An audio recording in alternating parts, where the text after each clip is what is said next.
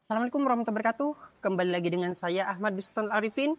Di kesempatan kali ini Bapak Ibu semua, saya akan menyampaikan berita kembali terkait dengan honorer lulusan sekolah dasar atau mungkin SMA yang gagal mengikuti P3K di tahun 2024 atau seleksi P3K di 2024. Seperti apa sih beritanya? Coba kita bahas di sini Bapak Ibu semua.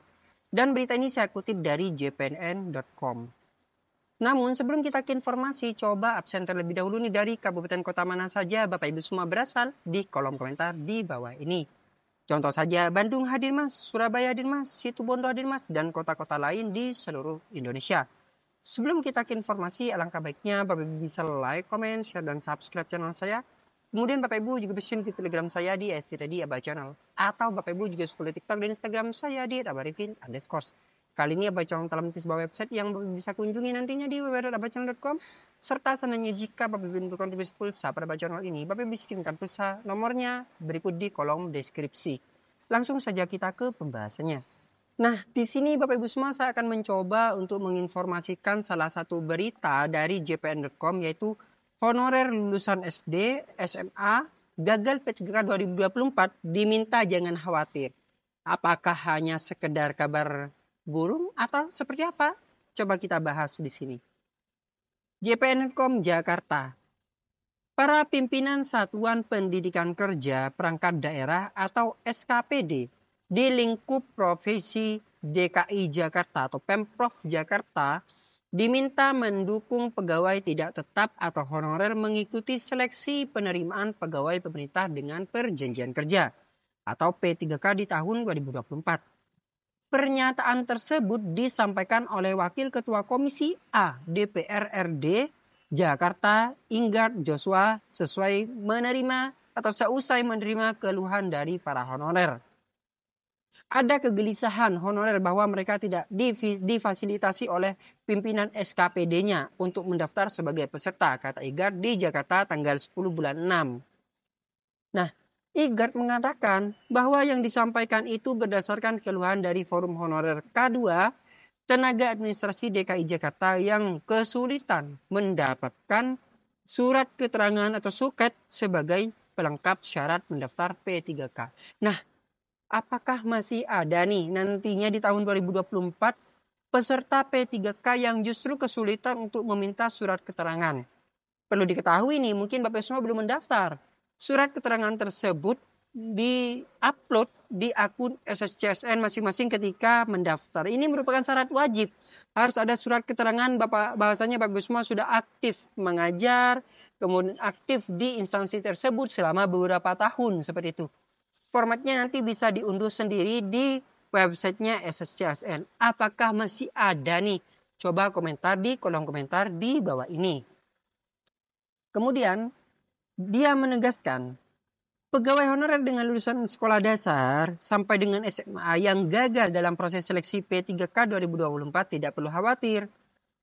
Menurut Inggard masih ada kesempatan para honorer gagal seleksi P3K 2024 untuk mengabdi di lingkungan Pemprov DKI Jakarta. Nah, kemudian bagaimana nih di Pemprov-Pemprov lain? Segenap komponen Komisi A sangat peduli dengan apa yang menjadi problem di masyarakat, khususnya tenaga honorer dalam rangka rekrutmen ASN dan P3K, tegasnya. Lebih lanjut, dia mengatakan para honorer yang belum diangkat P3K bukan berarti kemudian ditelantarkan. Nah, coba di sini Bapak Ibu semua. Karena Menpan RB, BKN, serta jajarannya itu ingin merekrut honorer yang sudah masuk di dalam database BKN. Tapi tidak menutup kemungkinan honorer ini yang di luar dari database BKN itu masih sangat banyak sekali. Mungkin termasuk Bapak Ibu semua yang menonton video ini. Coba cantumkan di kolom komentar di bawah. Kemudian mereka, kata Inggard, masih diberikan kesempatan untuk bekerja sebagai tenaga honorer. Kita DPRD DKI Jakarta ingin tenaga honor ini bukan hanya dipakai tenaganya saja, tapi honornya tidak diperhatikan. Sekali lagi, honor yang menjadi poin utama. Inggard meminta Pemprov DKI Jakarta untuk menjaga atau untuk juga mementingkan aspek kemanusiaan dengan mempertimbangkan masa pengabdian pegawai honorer. Kami ingin Pemda selektif, tetapi juga harus mementingkan unsur kemanusiaan, sehingga semuanya bisa hidup sejahtera dan memang berdasarkan asas kepatuhan dan kewajaran. Kepatutan dan kewajarannya, katanya. Ini maksudnya kata Bapak Igar. Selanjutnya, sementara itu, pembina Forum K2 Tenaga Administrasi DKI Jakarta Nurbaiti mengatakan, adanya Undang-Undang Nomor 20 Tahun 2023 tentang ASN, maka ada peluang pegawai honorer K2 menjadi P3K di tahun ini. Selain itu, kata Nurbaiti, terdapat Peraturan Menteri Pendayagunaan Aparatur Negara dan Reformasi Birokrasi Nomor 11 Tahun 2024 tentang jabatan pelaksana aparatur sipil negara di lingkungan instansi pemerintah.